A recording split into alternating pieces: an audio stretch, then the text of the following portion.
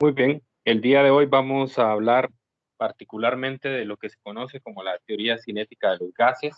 La teoría cinética de los gases, aunque el texto le llama más bien el el modelo cinético molecular del gas ideal. Esto está abordado en el capítulo 18, en la sección número 3, pero mayormente es conocido como la teoría cinética de los gases.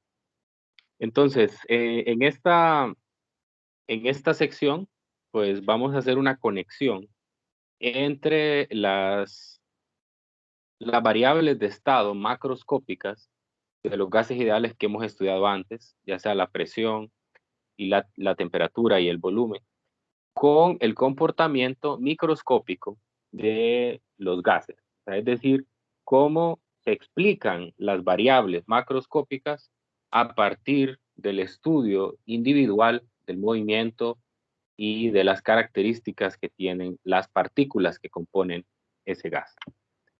Bien, entonces, antes de arrancar directamente con la teoría cinética de los gases, voy a describir algunas ecuaciones y algunas cantidades que necesitamos previamente. La primera es hablar sobre el mol. Ya antes habíamos descrito el mol como la unidad en la cual nosotros podemos medir en el sistema internacional la cantidad de sustancia. Entonces, el mol en el sistema internacional está definido como la cantidad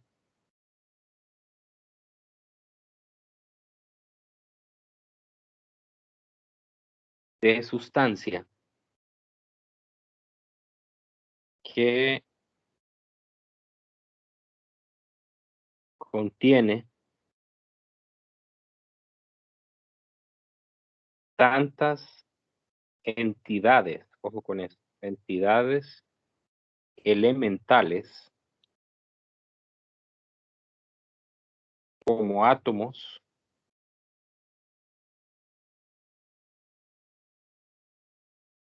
hay en 0.012 kilogramos, o sea, 12 gramos de carbono 12. Entonces, esta es la definición formal de lo que es el mol en el sistema internacional.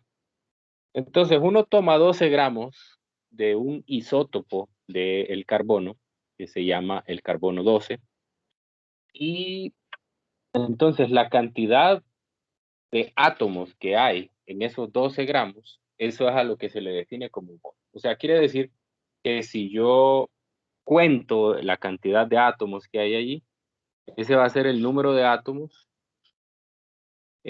o el número de entidades fundamentales, como dice la definición, porque no siempre una muestra va a estar compuesta de átomos, puede estar compuesta de moléculas, ¿verdad? Puede estar compuesta de iones, que son partículas a las cuales se les ha quitado o se les ha agregado una carga eléctrica. Entonces, esa cantidad de entidades elementales es la misma que la que tienen 12 gramos de carbono 12. Esa es la definición formal. Ahora, normalmente nosotros utilizamos para determinar el número de moles, usamos el número de Avogadro. El número de Avogadro es una constante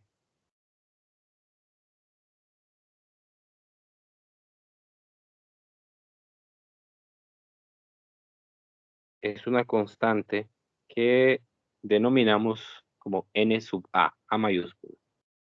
Y es un número 6.022 por 10 a la 23 moléculas por mol. Esa constante a mí me permite encontrar o tener una razón de cuántas moléculas voy a tener en un mol. Ese número, si nosotros lo multiplicamos si nosotros lo multiplicamos por la masa, si nosotros lo multiplicamos por la masa de una molécula, entonces lo que estaremos encontrando es cuánto es la masa o la razón de la masa de todas las moléculas que hay en esa muestra por un mol. Entonces, a esa ecuación, nosotros normalmente la escribimos así. M, que es la masa molar, es igual al número de Avogadro por la masa de la molécula. Entonces, vamos a definir qué es cada cosa, ¿verdad? Recordemos que M es la masa, M mayúscula es la masa molar, pues Na el número de Avogadro, y M pues es la masa de una sola molécula. Masa de una sola molécula. Entonces, como resultado, aquí lo que voy a obtener normalmente son unidades de gramos por mol, o en su defecto, kilogramos por mol, que es lo que normalmente nosotros queremos. Es lo que nosotros queremos. Muy bien, entonces esa es la definición del número de Avogadro. Esa definición nos lleva a una segunda versión de la ecuación de estado de los gases ideales.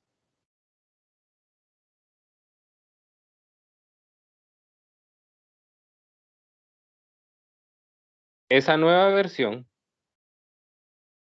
si recuerdan, pues la vieja era que la presión por el volumen era igual a nRT, donde N minúscula es el número de moles y R pues es la constante de los gases. Entonces, lo que nosotros hacemos en esta ecuación es que la vamos a dividir en ambos lados entre el número de Avogadro. Y como consecuencia, entonces, del lado derecho de la ecuación me va a quedar N por K por T, donde esa constante K que acabo de definir, K es la constante de Boltzmann. La constante de Boltzmann tiene un valor, básicamente es la división entre R y el número de Avogadro. Eso es 1.381 por 10 a la menos 23 joules entre molécula por Kelvin. Entonces, esta vendría a ser otra constante involucrada. Y como último paso, antes de dar la ecuación nueva de la ecuación de estado de los gases ideales, voy a pasar ese número de Avogadro que tengo en el lado izquierdo, lo voy a pasar a multiplicar al lado derecho. Me va a quedar la presión por el volumen, N, a ver, sí, N multiplicado por el número de Avogadro por K por la temperatura. Y esto que tengo acá no es más que la multiplicación del número de moles por el número de Avogadro. Y si acuerda, el número de Avogadro es 6.022 por 10 a la 23 moléculas por mol. Es decir, si usted multiplica ese número por el número de moles, entonces lo que le va a quedar es, en esa cantidad de moles, cuántas moléculas hay. Entonces, esa ecuación se suele escribir, esa ecuación se suele escribir de la siguiente manera. La presión por el volumen es igual a N mayúscula por la constante de Boltzmann por la temperatura. Donde N mayúscula, como dije anteriormente, es el número de moléculas. Entonces, esta es una segunda versión de la ecuación de Boltzmann y nos va a servir, de la ecuación de estado de los gases ideales, y nos va a servir particularmente en la teoría cinética de los gases. Bien, entonces ahora voy a pasar al libro para revisar las principales ideas del modelo cinético molecular del gas. Ok, esto está abordado en la sección 18.3.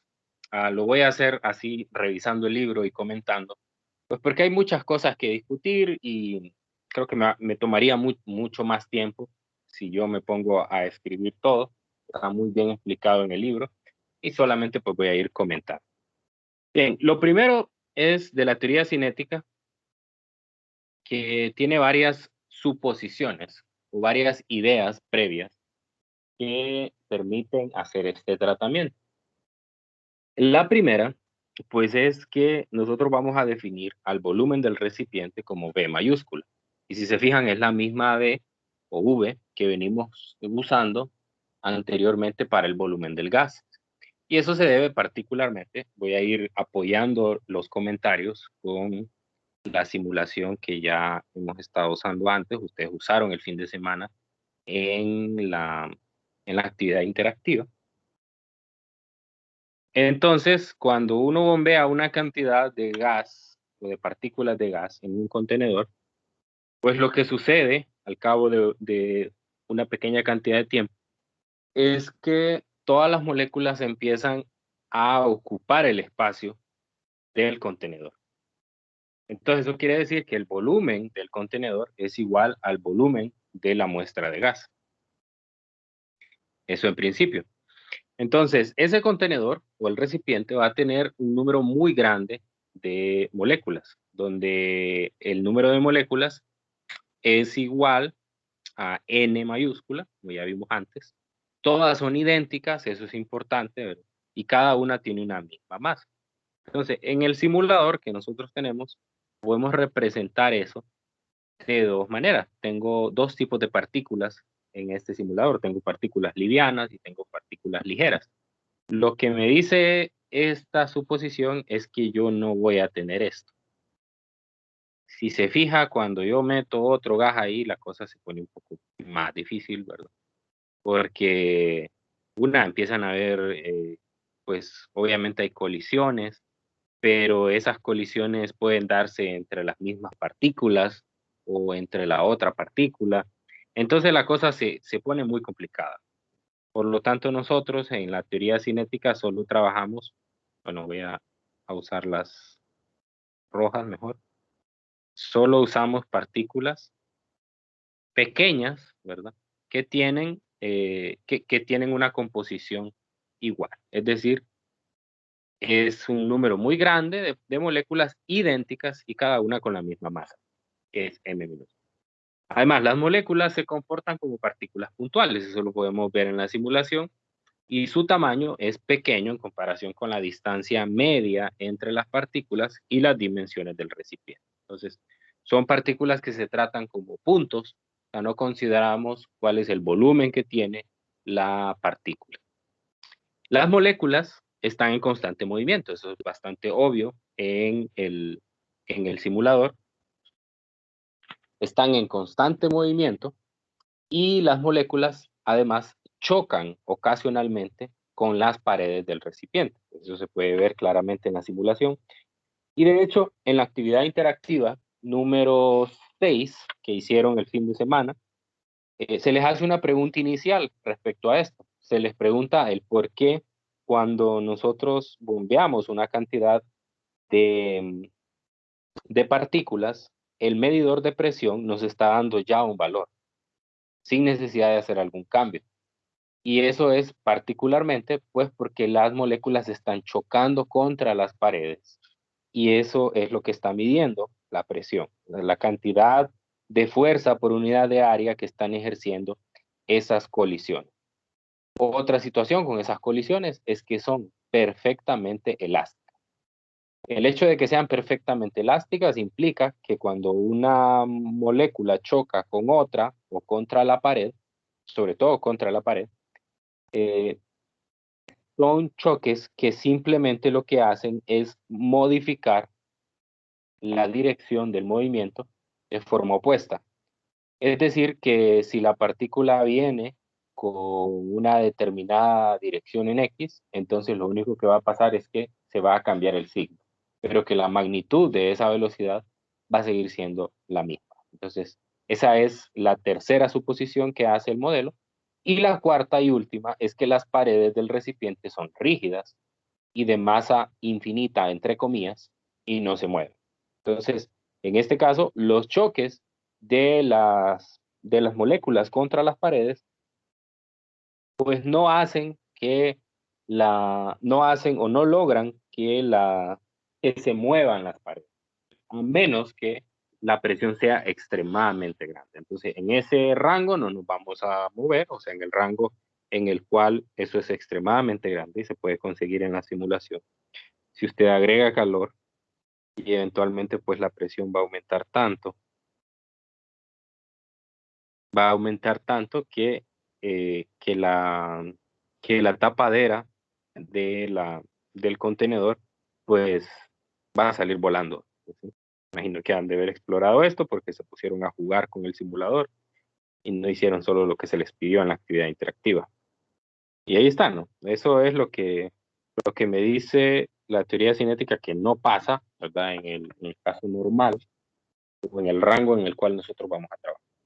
Ahora, ¿cuál es el primer objetivo? El primer objetivo es relacionar esas colisiones con la presión del gas. Entonces, ya les había mencionado antes que la presión es una medida de esas colisiones, pero también vamos a ver que, o sea, sí está relacionado con las colisiones, pero también está relacionado, si ustedes se fijan, con el movimiento.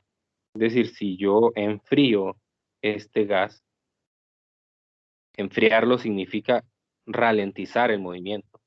Entonces, al hacerlo, la presión también disminuye. A la vez que la temperatura disminuye, la presión también lo hace. Entonces, quiere decir que debe haber una relación directa entre el movimiento de las partículas y la presión. Ese es el primer objetivo. Entonces, para ese propósito, nosotros vamos a usar lo siguiente.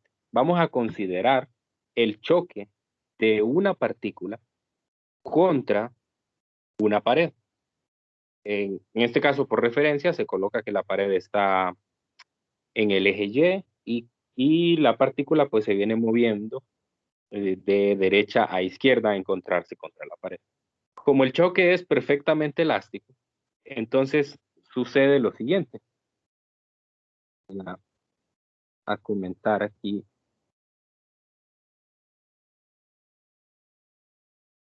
Como el choque es perfectamente elástico, entonces nosotros tenemos lo siguiente. Si nosotros definimos aquí una línea normal a la pared, entonces aquí voy a tener un ángulo θ y aquí también voy a tener un ángulo θ, iguales. O sea, quiere decir que la partícula viene, choca contra la pared y lo único que hace es cambiar la dirección de su movimiento.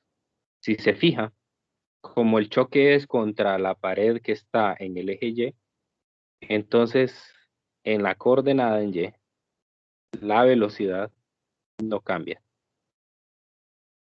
Antes y después de la colisión, la coordenada de la velocidad en Y es la misma. Mientras que en el caso de X, hay un cambio en la dirección, entonces esta pasa de ser negativa, por la dirección en la que viene, a ser positiva. Entonces, cuando hay un choque de este tipo, eso es lo único que sucede. Cambio nada más la dirección, pero la magnitud, cambio a la dirección opuesta, pero la magnitud sigue siendo la misma. Muy bien, entonces en ese caso lo que nosotros tenemos, pues es una variación de la cantidad de movimiento o del momento lineal de la partícula. Entonces, el momento lineal de la partícula, recuerdan que P era igual a la masa por la velocidad. Entonces, en el caso inicial, se me cambia de color esto. En el caso inicial, lo que tengo es la masa de la molécula por la velocidad en X, que es negativa. Y en el segundo caso, tengo la masa por la velocidad en X, que es positiva. Eso quiere decir entonces que cuando yo hago o quiero calcular el cambio en la cantidad de movimiento, que sería el momento final menos el momento inicial, me da lo que se muestra en esta ecuación. Me da m por la velocidad en x, ese sería el momento final, menos m por la velocidad en x, ese es el momento inicial, que es negativo por la dirección de la velocidad. Entonces, por lo tanto, al final, el cambio en la cantidad de movimiento para una partícula es de 2 veces la masa por la velocidad. Ok, entonces ahora lo que nosotros vamos a hacer es considerar una región cilíndrica muy pequeña que está cercana a una de las paredes. Entonces, como se nota ahí de color negro, hay varias partículas, aquí se muestran 3 partículas que se van moviendo hacia la pared con una componente de velocidad en x, p sub x. Se mueven a una velocidad constante. Están muy cerca de la pared, su velocidad no van a colisionar contra otra partícula, entonces solo contra la pared. Entonces, por lo tanto, yo puedo medir cuántas partículas se están acercando a la pared o cuántas partículas van a chocar contra la pared. Entonces, defino ese volumen imaginario que se muestra ahí en color celeste, y ese es un cilindro que, pues, como cualquier cilindro, tiene un volumen igual al área por la altura. El área de la base la defino como A, y la altura, pues, va a ser igual a la distancia que recorre una partícula al ir desde una cara del cilindro hasta la otra. Y eso, pues, es la multiplicación de la velocidad por el tiempo que le toma. Entonces, la velocidad es v sub x y el tiempo es el diferencial de t. El diferencial de t es el tiempo que le toma en ir de una cara del cilindro hasta la otra.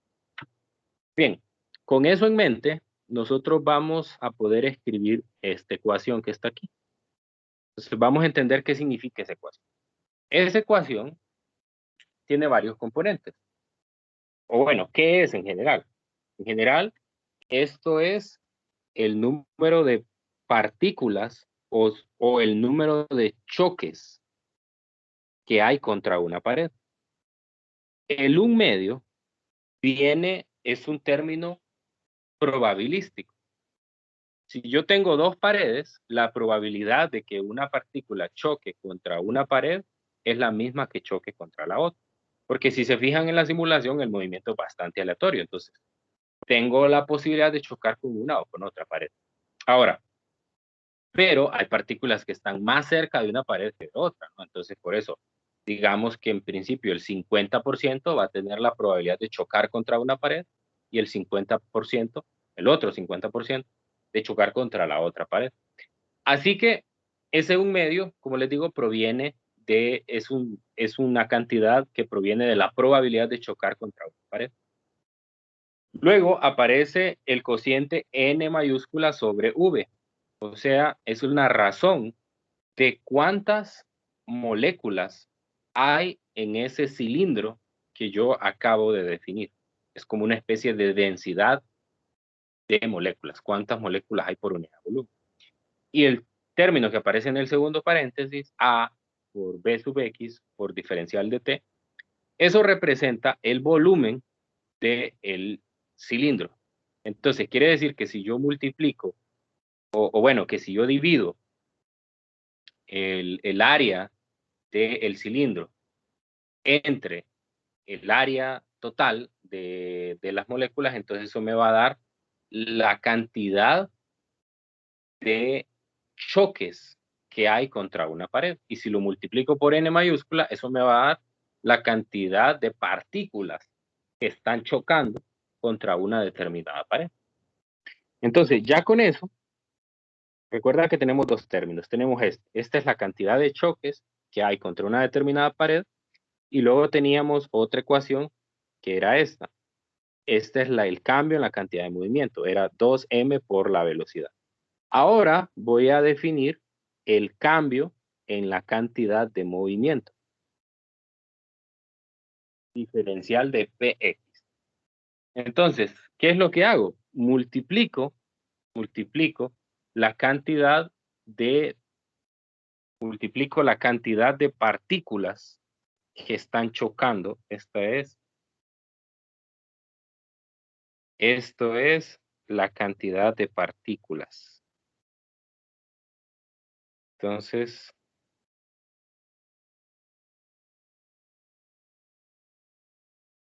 este es el número, esa parte que acabo de encerrar es el número de partículas que están chocando contra una pared. Y el segundo, que es este término que está aquí, es la cantidad de movimiento o es el cambio en la cantidad de movimiento para una partícula. Entonces, si yo multiplico el cambio en la cantidad de movimiento de una partícula por el número de partículas que están chocando contra una pared, eso me va a dar el cambio en la cantidad de movimiento debido al choque de n mayúscula partículas contra una pared. Entonces, eso me da, por lo tanto, y si lo noto en esta ecuación, eso me da n por a por mv cuadrado diferencial de t entre el volumen. Yo puedo, a partir de esta ecuación, vean que en el lado derecho tengo el diferencial de t y en el lado izquierdo tengo el diferencial de la cantidad de movimiento en x. Entonces puedo definir una derivada, que es la derivada de px con respecto a t. Eso es el cambio en la cantidad de movimiento. Y el cambio en la cantidad de movimiento, según la segunda ley de Newton, eso es la fuerza. Si recuerdan la segunda ley de Newton, en la forma ya general, después de que definimos la cantidad de movimiento, esta es igual, la fuerza es igual al cambio en la cantidad de movimiento. Entonces, lo que yo voy a hacer es que voy a pasar esa área que está en el lado derecho, la paso a dividir la fuerza y eso por lo tanto me va a dar una presión. La presión es igual a la fuerza por unidad de área y del lado derecho entonces me queda un cociente nm por la velocidad al cuadrado entre el volumen. Entonces, entendamos lo que acabamos de encontrar. Acabamos de encontrar que la presión está relacionada con varias cantidades. Primero con n, o sea, el número de moléculas. Eso se puede ver claramente en la simulación. Entre más moléculas hay, yo empiezo a bombear aquí más moléculas, pues mayor es la presión. Eso está claro. Entonces, ahí se puede ver claramente en la ecuación que la presión es directamente proporcional a n, al número de moléculas. También es directamente proporcional al número, al m, que es la masa de la molécula. Entonces yo le invito a que haga el mismo experimento. Si usted se fija que hay un panel a la derecha donde usted puede poner partículas pesadas y partículas ligeras. Ahora yo tengo partículas ligeras.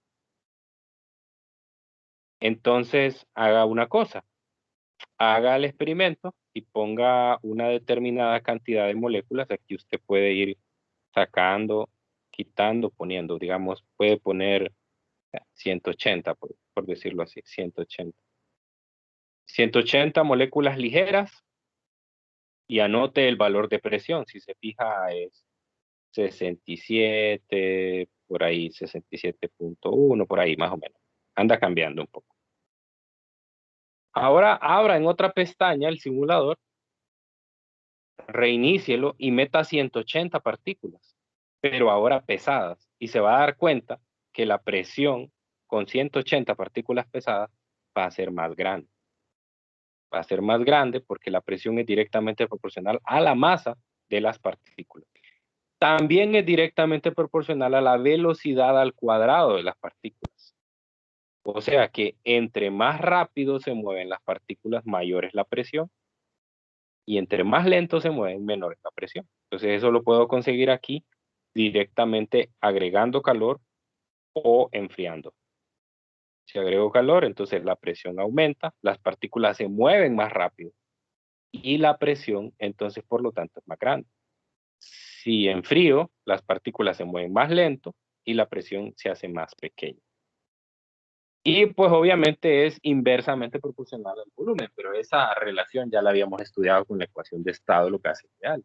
Entonces, la presión es una medida del movimiento de las partículas. Entre más presión hay en un contenedor, pues más rápido se están moviendo las partículas allí. Ese es el primer resultado que nosotros tenemos. Ahora, en segunda instancia, vamos a determinar la relación. Yo voy a ir escribiendo esos resultados aquí en mis apuntes.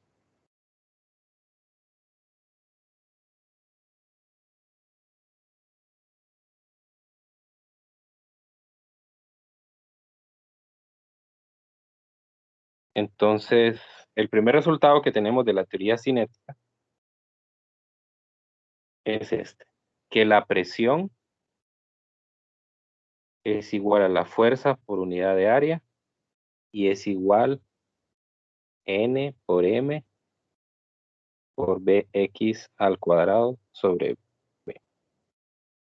Entonces, ¿en qué se resume esta primera ecuación?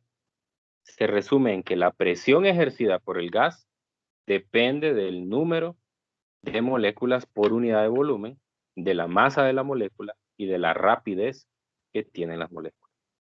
Ahora, voy a ver o voy a explorar más en detalle esa relación que existe entre la rapidez y la presión. Y lo voy a asociar con la temperatura. Voy a volver al libro. Y entonces ahora voy a ver la relación entre la presión y las energías cinéticas. Entonces voy a ver que a partir de esa ecuación puedo asociar una energía cinética. Pues si se fijan en el tratamiento, nosotros solo nos concentramos en la componente en X. Pero cuando una partícula se está moviendo en un contenedor, pues tiene las tres componentes de velocidad, X, Y, Z, que se escriben de esta manera, ¿no? Ahora, de forma probabilística, todas las velocidades tienen exactamente la misma probabilidad de conseguirse. O sea, el hecho de que la partícula se mueva en X, en Y o en Z, tiene la misma probabilidad, ¿no? Yo no lo puedo determinar a ciencia cierta, pero sí puedo saber en principio de la teoría de probabilidad de que tienen la misma probabilidad. Ok, para despreciar, para despreciar, eh, pues obviamente si tengo una velocidad en X, en Y o en Z, pueden ir en la dirección positiva o negativa. Entonces, por eso normalmente se prefiere utilizar el cuadrado de la velocidad. Entonces, yo le voy a sacar un promedio a ese cuadrado de la velocidad. Ese promedio del cuadrado de las velocidades, ese lo puedo escribir así. Por ejemplo, si yo tengo velocidad al cuadrado media, esa es la que nos dice. Entonces, esto significa que yo voy a agarrar la velocidad 1 de la partícula, o sea, es la velocidad de la partícula 1 y la voy a elevar al cuadrado. Voy a agarrar la velocidad 2 de la partícula 2, la voy a elevar al cuadrado, y la de la 3,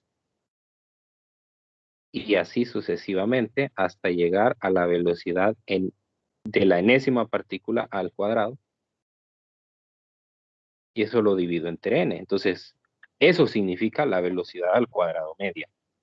Agarrar cada una de las velocidades, elevarlas al cuadrado y luego sacar el promedio, o sea, sumarlas y dividirlas entre el total.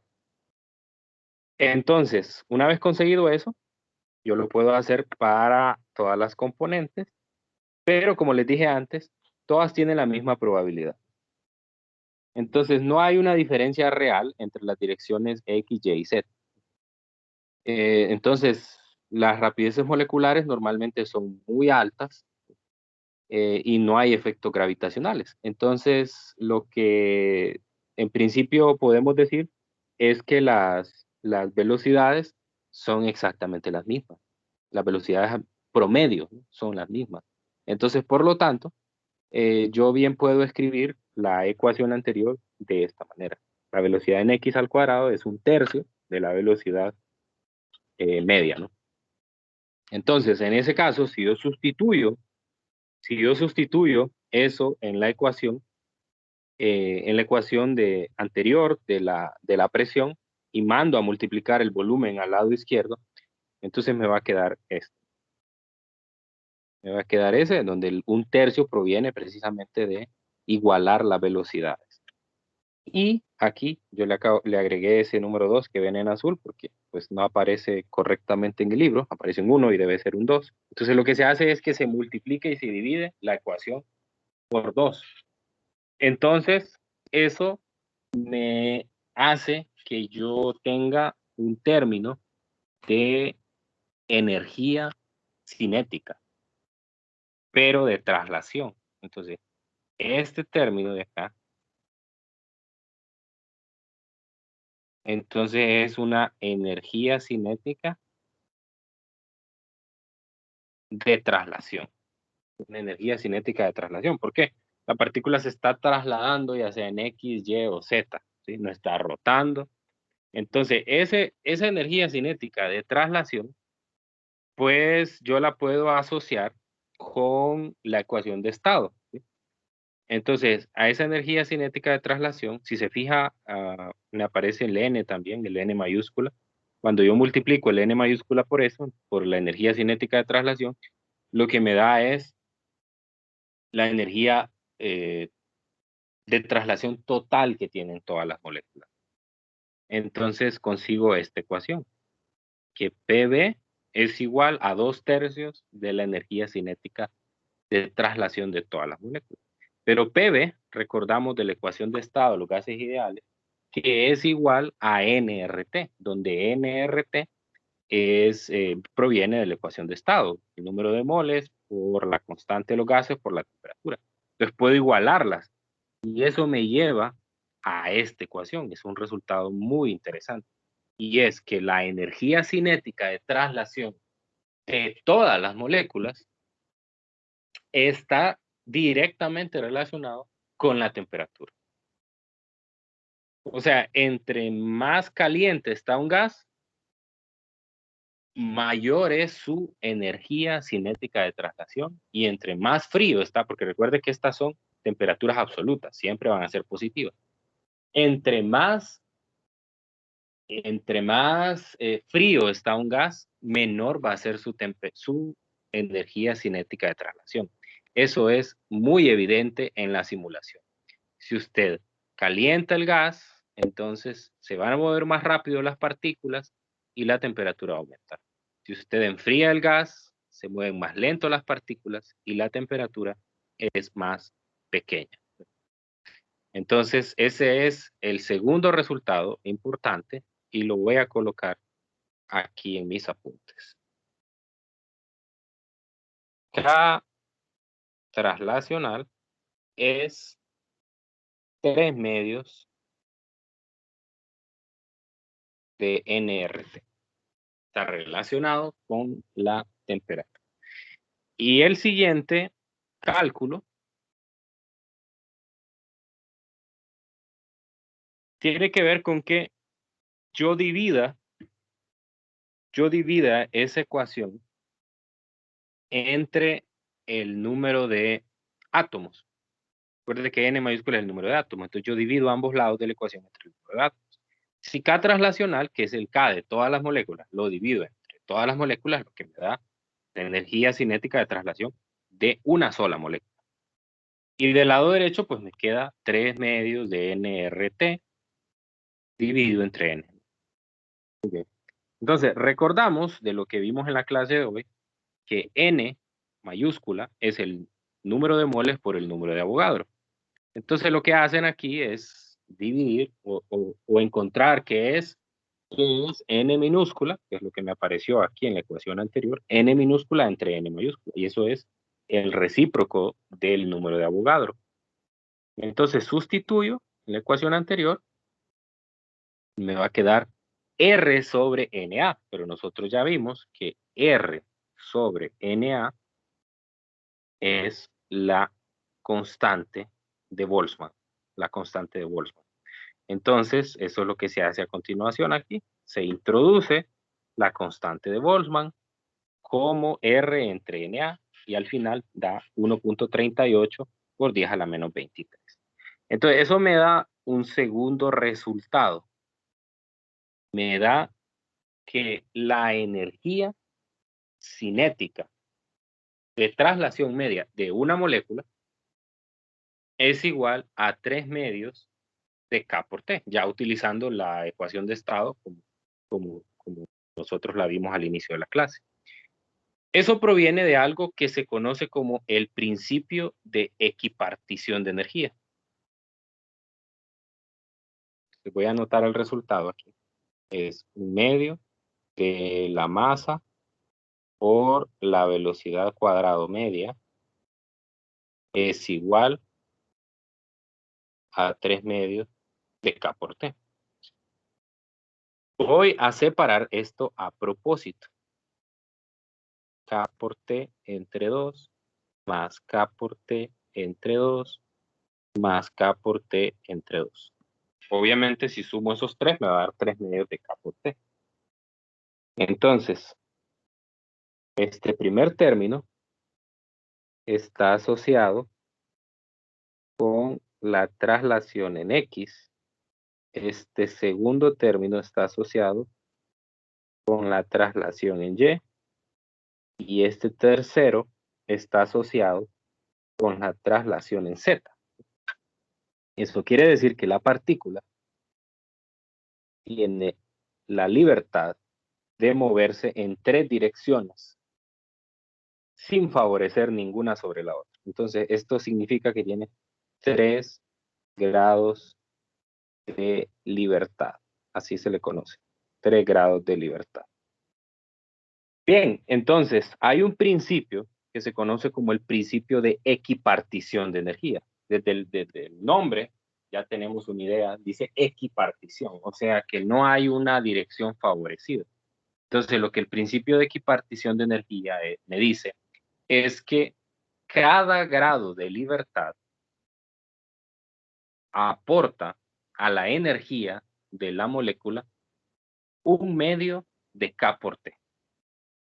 Entonces, en este caso, yo tengo 3 grados de libertad, o sea, la partícula se puede desplazar en X, en Y o en Z. O sea, la partícula se puede mover en Y, se puede mover en X y se puede mover en Z. O sea, se puede trasladar en 3 direcciones diferentes.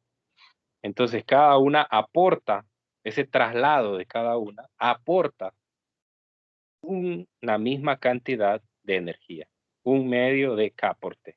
Y finalmente, entonces, toda la traslación aporta 3 medios de K por T. Entonces, cuando nosotros estudiemos, eso lo vamos a ver mañana, cuando nosotros estudiemos las moléculas, vamos a ver que hay 3 tipos de moléculas diferentes. Están las monoatómicas, o sea, las que tienen un solo átomo. Están las diatómicas, que tienen 2 átomos.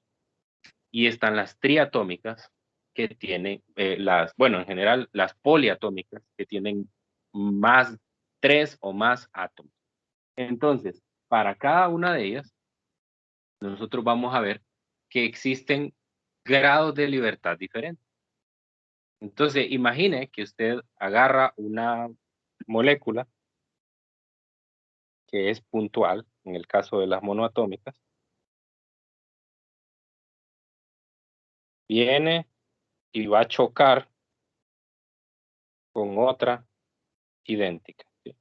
¿Cuál es la consecuencia? Pues solamente un cambio en la traslación. Digamos que, bueno, no lo voy a poner así tan lineal, ¿verdad? Voy a decir que esta viene para acá. Entonces, ¿qué le va a pasar a una?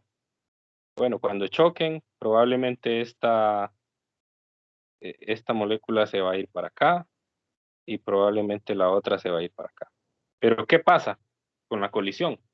Solo cambian de dirección. Entonces, si antes se venía trasladando, por decirlo así, en X, ahora se va a ir trasladando con componente en X y en Y, ¿sí? Entonces, siempre hay traslación. Ahora, piense, este es el primer caso, cuando la molécula está compuesta de un solo átomo. Ahora piense el segundo caso. La molécula está compuesta de dos átomos. Entonces, piense como en las mancuernas del gimnasio. Son parejas las que se van moviendo. Esta se mueve para acá y luego viene otra pareja, como son diatómicas, otra pareja que viene para acá. Entonces, ¿qué va a pasar cuando choquen? Probablemente, al haber un choque, va a haber una rotación de la molécula, va a haber una rotación. Entonces, digamos que esta es la 1 y esta la 2, y aquí la 2 y la 1, por decirlo así. Solo estoy dando un ejemplo. Entonces, esta se va a mover, venía acá, y ahora se va a mover para allá, digamos. Y sigue igual, 1 y 2. Pero ¿qué le pasó a la otra, por ejemplo? Se viene moviendo para acá y probablemente haya rotado. Aquí tengo la 1 y aquí tengo la 2. Probablemente cuando chocaron, entonces la segunda molécula haya girado y entonces, por lo tanto, hay un cambio en el movimiento. Hay otro grado de libertad extra ahí, además del traslacional. Hay un grado de libertad que tiene que ver con la rotación de la molécula. Entonces, estos grados de libertad son muy importantes porque a nosotros nos permiten identificar cuáles son, cuál es la cantidad de energía que posee la molécula. Entonces, un poco más adelante vamos a ver que esa energía que posee la molécula se conoce como la energía interna. Y cuando nosotros sometemos al gas a una transformación, es decir, le agregamos calor, le quitamos calor, eh, hacemos un trabajo sobre él, entonces estamos cambiando el estado de las partículas y por lo tanto estamos cambiando la energía interna que poseen la muestra de partículas, ¿sí? Entonces, probablemente lo que yo estoy haciendo ahí son estas cosas, es decir, como se mueven más rápido, colisionan entre ellas y el cambio en la colisión hace que se traslade en otra dirección o que rote en el segundo caso, entonces eso hace que la energía promedio que tienen todas las partículas cambie. Entonces, ojo con eso. Muy bien. La última cantidad que a mí me interesa es la rapidez eficaz o también llamada rapidez media cuadrática. Entonces, yo lo que agarro es la velocidad media de una partícula. Es la que está en la ecuación anterior. Esta de aquí de la ecuación 18-16. Agarro la velocidad cuadrada media, obviamente paso el 1 medio de m al otro lado, entonces cancelo el 1 medio y el m me queda dividiendo, y luego le saco la raíz cuadrada a eso. Y entonces me va a quedar la raíz cuadrada de 3kt sobre. Si uso la ecuación de estado, puedo pasar de la constante Boltzmann a la constante de los gases y me aparece la segunda versión. Entonces, la rapidez eficaz es, eh, es una rapidez es una rapidez, digamos, que representa a la muestra de gas. Normalmente nosotros usamos promedios para poder determinar o caracterizar la velocidad de algo. Entonces yo lo que haría, y según lo que les mostré anteriormente, lo que haría sería, en un promedio, sería agarrar la velocidad que tiene cada una de las moléculas. Bueno, de hecho voy a mostrar que hay un ejemplo en el libro. Es este, particularmente. Entonces, en este ejemplo se muestra cómo se calculan las dos. A mí me dan 5 rapidez de 5 moléculas y que calcule la rapidez media eficaz y que calcule la rapidez promedio o la rapidez media. Entonces, la rapidez media eficaz, como ya había dicho antes, agarro cada velocidad, la elevo al cuadrado y después saco el promedio. Esa es la rapidez cuadrada media. Esto ya lo había incluso anotado en mis apuntes. Y si quiero calcular la rapidez media eficaz, entonces solo le saco la raíz, como aparece aquí. La raíz cuadrada, 714 metros por segundo. Pero la rapidez promedio es agarrar cada velocidad, sumarlas y dividirlas entre sí. Entonces fíjate que no son exactamente lo mismo. Entonces uno dice, y bueno, ¿y por qué no uso la rapidez promedio? Porque no la puedo medir. Esa es la razón así, tajante, no la puedo medir. O sea, yo no puedo agarrar a cada partícula y tratar de medirle su velocidad. No puedo, ¿no? A lo más que puedo aspirar es a esto, es a calcular la temperatura de la muestra de gas, y como yo sé que la temperatura está relacionada con la velocidad, con la energía cinética promedio de una partícula, entonces, si le saco la raíz a eso, puedo calcular la rapidez eficaz. Son muy cercanas, ¿verdad? No hay tanta diferencia entre ellas, pero no es la promedio. Entonces, en teoría cinética de gases, lo que mayormente usamos es la rapidez eficaz, porque es la que macroscópicamente uno puede aspirar a medir. Uno no puede agarrar las partículas y medirles su velocidad y sacarles el promedio. Si fuera así, pues sería muy fácil. Además, esa velocidad promedio está cambiando constantemente porque la velocidad después de una colisión va a tener otra velocidad, etcétera. Entonces, no es tan sencillo. Entonces, lo mejor es usar la rapidez media eficaz. Entonces, anoto la última de las ecuaciones, ya aquí en mis apuntes, para cerrar la clase de hoy. Entonces, la rapidez media eficaz es igual a la raíz de 3K por T entre. Muy bien, entonces, bueno, eso era lo que les iba a compartir el día de hoy. Mañana vamos a resolver algunos problemas. No se preocupen tanto por la deducción, ¿verdad? Es decir, es importante la deducción, pero no crucial.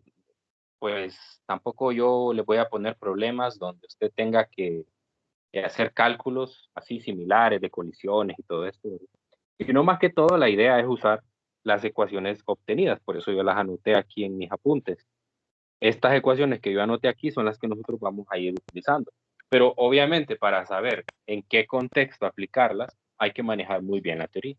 Entonces recomiendo que lea, yo hice un comentario nada más de las ideas que aparecen en la sección 18.3, pero lo que yo recomiendo es que usted vaya y lo lea detenidamente, vaya entendiendo los pasos, porque solo así va a saber qué significa cada una de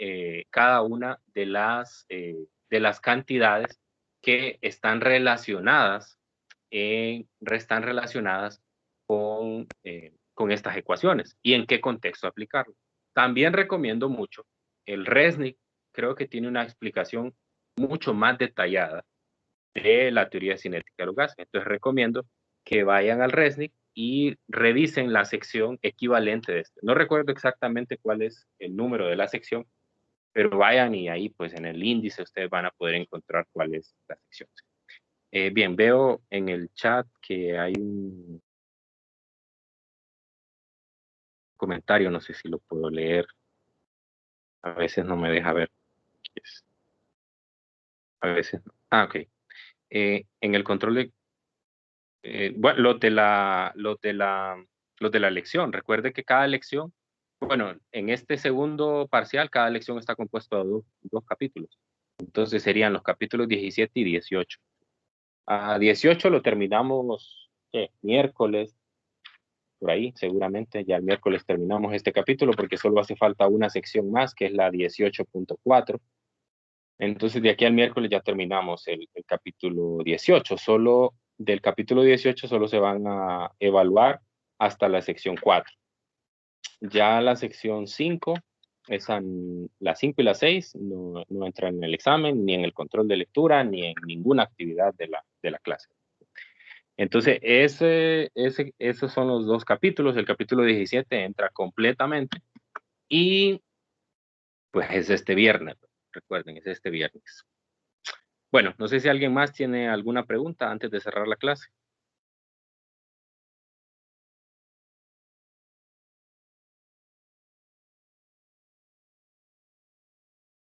Bueno, entonces a estudiar, ¿verdad? Hay que leer detenidamente esto y pues mañana vamos a aclarar dudas y vamos a resolver algunos ejercicios. Igual, si tienen preguntas respecto a la tarea que tienen que entregar este viernes y respecto a la revisión de su examen, me pueden escribir para poder apoyarles. Bueno, entonces nos encontramos el día de mañana. Cuídense mucho. Gracias, ingeniero. Buenas tardes. Gracias, ingeniero. Feliz tarde.